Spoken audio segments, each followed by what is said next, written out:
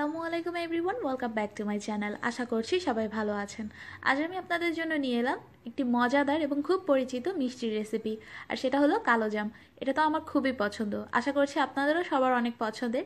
এই কালোজাম মিষ্টিটি কীভাবে খুব সহজেই ঘরে তৈরি করতে পারবেন সেই রেসিপি আজকে আপনাদের সাথে শেয়ার করব।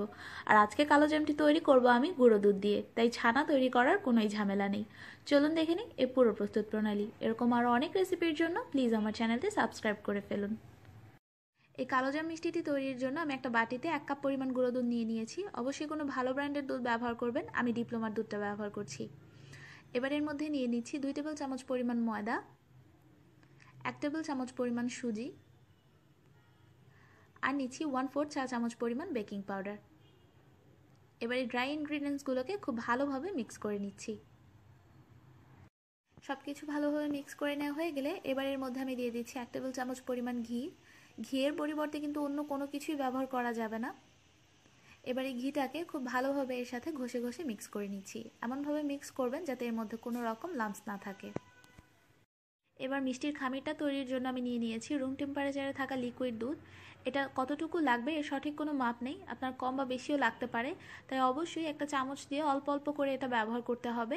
আর এটা ব্যবহার করে সফট একটা ডো তৈরি করে নিতে হবে। দেখুন আমার ডোটা তৈরি করে নেওয়া হয়ে গেছে। আমি প্রায় 6 টেবিল চামচ পরিমাণ লিকুইড দুধ ব্যবহার করেছি। এরকম আঠালো সফট একটা ডো হবে। এবার এর মধ্যে আমি 2 থেকে 3 ফোঁটা রেড ফুড কালার দিয়ে দিচ্ছি। যেহেতু কালোজাম মিষ্টিটা দেখতে ভেতর থেকে লাল হয়, তাই এই রেড ফুড কালারটা ইউজ করছি। এবার এই কালারটাকে খুব ভালোভাবে এর সাথে মিক্স করে নিচ্ছি। দেখুন কালারটা আমি খুব ভালোভাবে মিক্স করে নিয়েছি। এখন এটা একটু দেখতে পিঙ্ক লাগছে, কিন্তু যখন এটা আমরা ভাজবো তখন এর কাঙ্ক্ষিত কালারটা চলে আসবে। এবার এটাকে 10 মিনিটের জন্য একটা সাইডে রেখে দিচ্ছি সেট হতে। 10 মিনিট পর এবার মিষ্টিটা তৈরি করব। এর জন্য অল্প কিছুটা খামির নিয়ে প্রথমে হাত দিয়ে চেপে নিচ্ছি, এরপর 2 হাতের মাঝখানে নিয়ে এটাকে গোল করে নিচ্ছি। আপনারা মিষ্টিটা কতটা ছোট কিংবা বড় করবেন সেই অনুযায়ী খামিরের পরিমাণটা নেবেন। গোল করে নেওয়া হয়ে গেলে এটাকে একটু চেপে লম্বালম্বি শেপ দিয়ে নিচ্ছি, ঠিক যেরকমটা কালোজাম হয়। আমি এটাকে দোকানের মতো করে শেপ দিয়ে নিয়েছি। আপনারা চাইলে যে কোনো শেপে এটাকে তৈরি করতে পারেন, তবে চেষ্টা করবেন মিষ্টিটা যতটা সম্ভব মসৃণ করে তৈরি করতে। আমি একইভাবে বাকি মিষ্টিগুলোও তৈরি করে নিচ্ছি। সবগুলো মিষ্টি আমি তৈরি করে নিয়েছি। এবার এটাকে ভাজার পালা। এই 1 কাপ গুঁড়ো দুধ থেকে প্রায় 9টার মতো মিষ্টি হয়েছে। মিষ্টিটা ভেজে নেওয়ার আগে আমি শিরাটা তৈরি করে নিব। এর জন্য চুলায় একটা প্যান বসিয়ে আমি 1.5 কাপ পরিমাণ পানি নিয়েছি, আর এর মধ্যে দিয়ে দিচ্ছি 1 কাপ পরিমাণ চিনি, আর দিচ্ছি 3টা মাঝারি সাইজের এলাচ। এলাচের মুখটা আমি ফাটিয়ে দিয়েছি। এবার এটাকে নেড়ে চিনিটা আমি গলিয়ে নিব, আর চুলার আঁচটা মিডিয়ামে দিয়ে পানিটা ফুটে ওঠা পর্যন্ত অপেক্ষা করব। দেখুন পানিটা ফুটে উঠেছে, এর মানে আমাদের শিরাটা তৈরি। এই শিরাটা কোনোভাবেই ঘন করা যাবে না, তাই পানিটা একবার ফুটে ওঠার সাথে সাথেই চুলার আঁচটা একদম লোতে দিয়ে এটাকে ঢেকে দিতে হবে। এবার চলে যাচ্ছি মিষ্টি ভাজতে। মিষ্টি ভাজার জন্য একটা প্যানে আমি তেল নিয়েছি, আর তেলটাকে হালকা কুসুম গরম করে এর মধ্যে মিষ্টিটা দিয়ে দিচ্ছি। তেলের পরিমাণটা একটু বেশি নিতে হবে যাতে মিষ্টিগুলো ডুবে থাকে। আর সবচেয়ে ইম্পর্টেন্ট জিনিস হলো তেলটা যাতে কোনোভাবে বেশি গরম না হয়, তাহলে কিন্তু মিষ্টিগুলো খুলে যাবে বা ভেঙে যাবে। তেলটা হালকা গরম হওয়ার পরেই মিষ্টিগুলো দিয়ে দিতে হবে, আর চুলার আঁচটা প্রথম থেকে শেষ পর্যন্ত মিডিয়াম আর লোয়ের মাঝামাঝি রাখতে হবে। প্রায় 3-4 মিনিট পর দেখবেন মিষ্টিগুলো থেকে বুদবুদ বের হওয়া শুরু হয়ে গেছে। এ পর্যায়ে সাইড থেকে জাস্ট তেলটাকে একটু নাড়িয়ে দিতে হবে, মিষ্টিটা কিন্তু নাড়া যাবে না, কারণ মিষ্টিটা এই পর্যায়ে খুবই নরম থাকে। প্রায় আরও 4-5 মিনিট পর এবার মিষ্টিগুলোকে আমি আলতো হাতে উল্টে নিচ্ছি। এটাকে কিন্তু জোরে উল্টানো যাবে না, খুব আলতো হাতে এটাকে উল্টে নিতে হবে।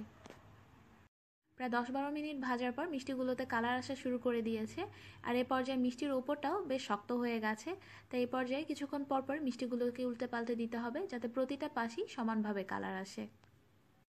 প্রায় 15-20 মিনিটের মতো ভাজার পর মিষ্টিগুলো প্রায় লাল হয়ে গেছে, আর এ পর্যায়ে মিষ্টিগুলোকে অনবরত নাড়তে থাকতে হবে, নয়তো একটা পাশ পুড়ে যাবে আর অন্য পাশটাতে কালার আসবে না। এভাবে নাড়তে থেকে আরও প্রায় 5 মিনিটের মতো এটাকে আমি ভেজে নেব। দেখুন প্রায় আরও 5 মিনিট ভাজার পর মিষ্টিগুলোতে আমার কাঙ্ক্ষিত কালার চলে এসছে। এবার মিষ্টিগুলোকে আমি একটা কিচেন টিস্যুর উপরে তুলে নিচ্ছি যাতে অতিরিক্ত তেলটা শুষে নেয়। এই মিষ্টিগুলো কোনোভাবেই কিন্তু তাড়াহুড়ো করে ভাজা যাবে না, একটু ধৈর্য নিয়ে সময় নিয়ে এটাকে ভাজতে হবে। মিষ্টিগুলো ভাজতে আমার প্রায় 20 থেকে 25 মিনিটের মতো সময় লেগেছে। দেখুন মিষ্টিগুলোর অতিরিক্ত তেলটা এই কিচেন টিস্যুটা অলরেডি শুষে নিয়েছে। এই মিষ্টিগুলোকে গরম অবস্থায় শিরার মধ্যে দিয়ে দিতে হবে। এর জন্য চুলায় লো আছে আমরা যে শিরাটা রেখেছিলাম সেই শিরাটা আমরা নিয়ে নিচ্ছি। এবার ঢাকনা সরিয়ে মিষ্টিগুলোকে একে একে এর মধ্যে দিয়ে দিচ্ছি। আর চুলার আঁচটা এবার লো থেকে বাড়িয়ে মিডিয়ামে দিয়ে দিব। সবগুলো মিষ্টি দিয়ে দেওয়া হয়ে গেলে এটাকে এই মিডিয়াম আঁচে ঢেকে জাল করতে হবে প্রায় 10 মিনিটের মতো। 5-6 মিনিট পর ঢাকনাটা একবার সরিয়ে মিষ্টিগুলোকে একটু নেড়ে দিচ্ছি। দেখুন মিষ্টিগুলো অলরেডি কিন্তু ফুলে উঠতে শুরু করে দিয়েছে।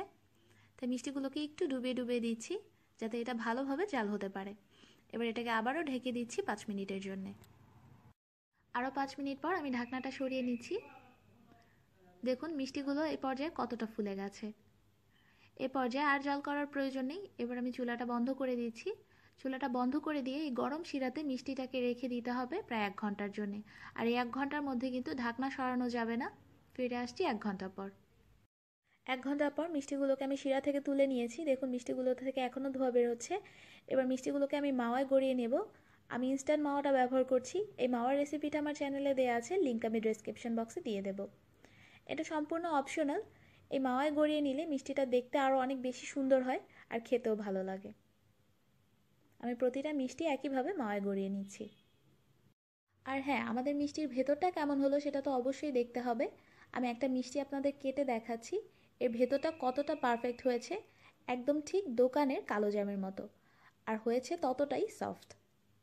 তৈরি হয়ে গেল একদম দোকানের মতো কালোজাম মিষ্টি। এটি দেখতে যতটা সুন্দর, খেতে কিন্তু ততটাই মজা। এই মিষ্টিটি কিন্তু আপনারা 3-4 দিনের মতো নর্মাল ফ্রিজে রেখে সংরক্ষণও করতে পারবেন। তাহলে আর দেরি কেন, অবশ্যই একবার ট্রাই করে দেখবেন। এই রেসিপিটি ভালো লাগলে লাইক, কমেন্ট, শেয়ার করতে একদমই ভুলবেন না। আজ এ পর্যন্তই। সবাই ভালো থাকবেন, আমার জন্য দোয়া করবেন। আল্লাহ হাফেজ।